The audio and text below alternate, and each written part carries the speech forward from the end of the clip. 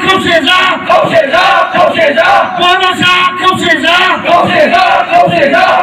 want Bodoland. Bodoland mendapat Jang Jiraya. Bodoland mendapat Jang Jiraya. Inayni जारिमिनानो बिदि माखासे समाव गुबुन हारिया बादा होदों माखासे समाव जोंहाबो साफा सानै जोलैनि हांगार बायदि ओंखारदों बिथांमोनाबो माने बड'लेण्डखौ गेजेर गेजेर बादा होनो नागिरो माखासे गावनि स्वार्थनि थाखाय जोंनि जा जातिनि सिमां जोंनि हारिनि सिमां बेखौ एसिमिलेट खालामनो थाखाय माखासेया नाजायो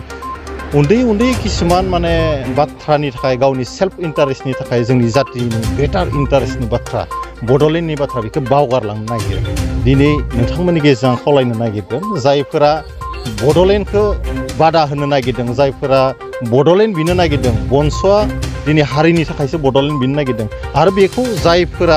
जायफोरा बादा होनो नागिरदों बिथांमोनखौ आं गुरै खावलायदों बै असमियाफोरनि मेख्ला सादर सिङाव बिथांमोना हाबनाया मोजां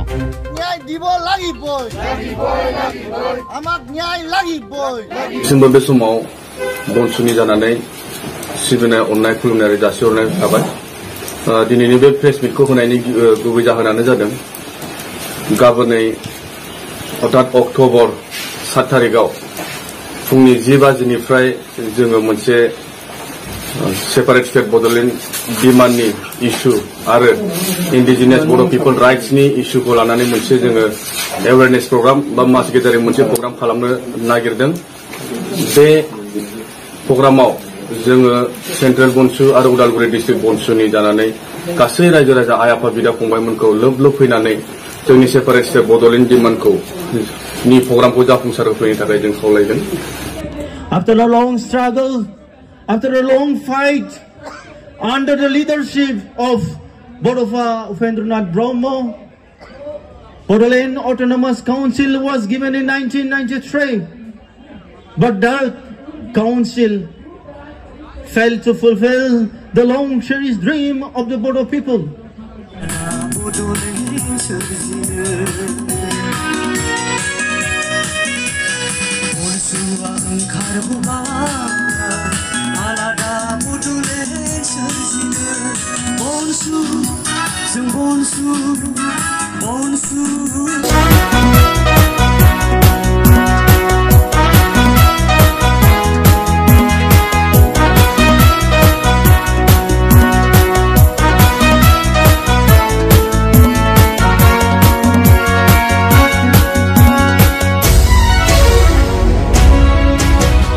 सिबिनां बर' रायजो राजा नोंथांमोन सिबिनां बर' रायजो राजा नोंथांमोन गिबियावनो जांख्रिथायारि हामग्लायनायखौ नोंथांमोननिसिम बावहरग्रोनाय जाबाय नासयजानाय गादब जानाय आरो सोबख' जानायनिफ्राय बर' हारिखौ उदां खालामनो आरो आलादा रायजो बड'लेण्ड सोरजिनो थाखाय बर' माहारियारि फरायसा आफाद बंस'आ जानजि खाफ्रानानै सोमावसारनो ओंखारबोबाय आलादा बर' रायजो बड'लेण्ड सोरजिनो बंस'नि बानजायनायाव बोहैथि दाननि 7 अक्ट' शनिबार फुंनि 10 रिंगानिफ्राय उदालगुरि जिल्लानि सिङाव थानाय महनपुर राजीव गान्धी मिनि स्टेडियाम गेवलां गेलेग्रा फोथाराव सुबुं गौमा सोमावसारनाय हाबाफारि लानाय जादों बे हाबाफारियाव साफ्रोमबो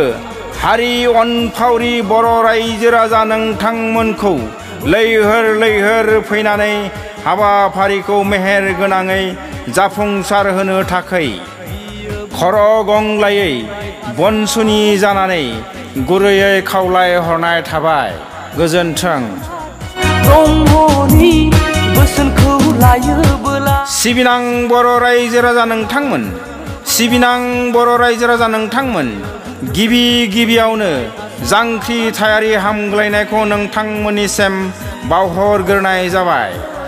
नासयजानाय गादब जानाय आरो सोबख' जानायनिफ्राय बर' हारिखौ उदां खालामनो आरो आलादा रायजो बड'लेण्ड सोरजिनो थाखाय बर' माहारियारि फरायसा आफाद बंस'आ जानजि खाफ्रानानै सोमावसारनो ओंखारबोबाय आलादा बर' रायजो बर'लेण्ड सोरजिनो बनसुनि बानजायनायाव बोहैथि दाननि 7 अक्ट' सनिबार फुंनि 10 रिंगानिफ्राय उदालगुरि जिल्लानि सिङाव थानाय महनपुर राजीव गान्धी मिनि स्टेडियाम गेवलां गेलेग्रा फोथाराव सुबुं गौमा सोमावसारनाय हाबाफारि लानाय जादों। बे हाबाफारियाव साफ्रोमबो हारि अनफावरि बर' रायजो राजा नोंथांमोनखौ लैहोर लैहोर फैनानै हाबाफारिखौ मेहेर गोनाङै जाफुंसार होनो थाखाय खर' गंग्लायै बनसुनि जानानै गुरैयै खावलाय हरनाय थाबाय। गोजोन्थों। गांखंफोरखौ बयबो दिखा नाजानांगोन जुजिनांगोन आलादा बड'लेण्ड जोंनो नांगोन। सिबिनां बर' रायजो राजा नोंथांमोन, सिबिनां बर' रायजो राजा नोंथांमोन, गिबि गिबियावनो जांख्रिथायारि हामग्लायनायखौ नोंथांमोननिसिम बावहरग्रोनाय जाबाय। नासयजानाय, गादब जानाय आरो सोबख' जानायनिफ्राय बर' हारिखौ उदां खालामनो आरो आलादा रायजो बड'लेण्ड सोरजिनो थाखाय बर' माहारियारि फरायसा आफाद बनसुआ जानजि खाफ्रानानै सोमावसारनो ओंखारबोबाय। आलादा बर' रायजो बर'लेण्ड सोरजिनो बनसुनि बानजायनायाव बोहैथि दाननि 7 अक्ट' सनिबार फुंनि 10 रिंगानिफ्राय उदालगुरि जिल्लानि सिङाव थानाय महनपुर राजीव गान्धी मिनि स्टेडियाम गेवलां गेलेग्रा फोथाराव सुबुं गौमा सोमावसारनाय हाबाफारि लानाय जादों। बे हाबाफारियाव साफ्रोमबो हारि अनफावरि बर' रायजो राजा नोंथांमोनखौ लैहोर लैहोर फैनानै हाबाफारिखौ मेहेर गोनाङै जाफुंसार होनो थाखाय खर' गंग्लायै बनसुनि जानानै गुरैयै खावलाय हरनाय थाबाय। गोजोन्थों।